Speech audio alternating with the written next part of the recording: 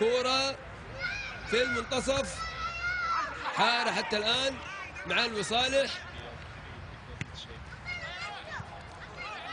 الله، كورة خطيرة جدا، ضربة قوية على رائد المرواني. نتمنى أن تكون هذه الضربة، نعم لابد من خروج الكرت الأحمر يا حكم عبد العزيز الفنيطر.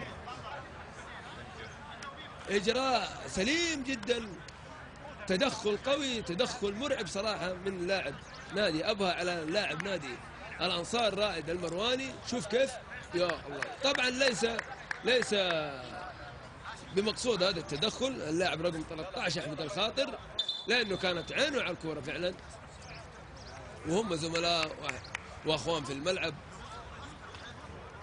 وما أكثر الإصابات التي تعرض لها اللاعب رائد المرواني، يعني سواء من زملاء